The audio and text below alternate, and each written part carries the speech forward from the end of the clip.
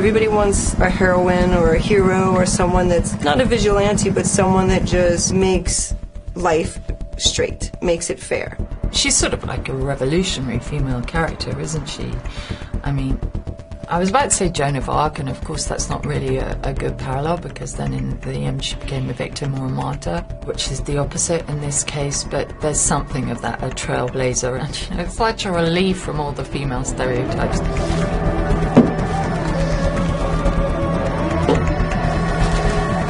She's not a victim, although she is, obviously, but never psychologically becomes a victim. I think that sense of strength and her ability to take a knock and get up and carry on is something I think people can really hook into.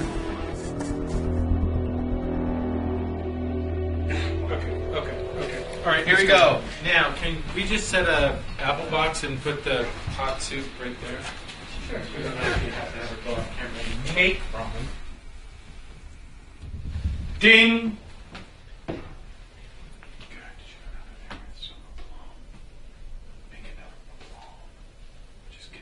You know, she's got psychological problems, and those characters are always fun to write.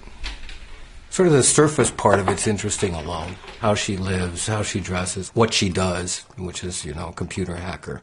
She also has a very complicated backstory that, even though we're not getting into it in great detail in the first movie, has to inform everything that she does. We will get into it eventually. So having that background in mind to guide how she behaves in this present-day story is important. You can't get involved in this because he has a fucking, when you walk in his face, he's been hit in the face by you. So you're going back to the fucking slammer if this happens. So it has to be a little bit of, look, the Vanger family needs to know all this shit's going to get dredged up. I'm not going to be part of it.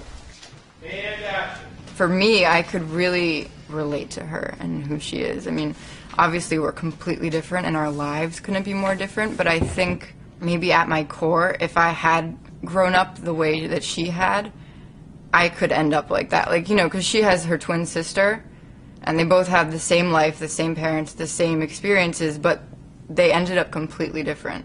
And I think had I been in that family, I would have gone her way and not the sister's way. I'm going to the police. Show them the videos while you're at it. Videos? You think that was hard to look at? Would you like to see these?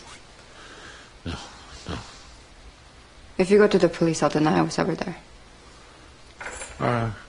Why would you do that? I don't care for police. A lot of people, like my mom's book club, these are women that are 60 to 80, which is kind of shocking that they're reading such a graphic book, you know? But it's not the revenge factor. I think it's just the justification, the making things fair, making it right, settling the score. Okay, we're looking over the TV. Ready, and action. Can I have some zip ties?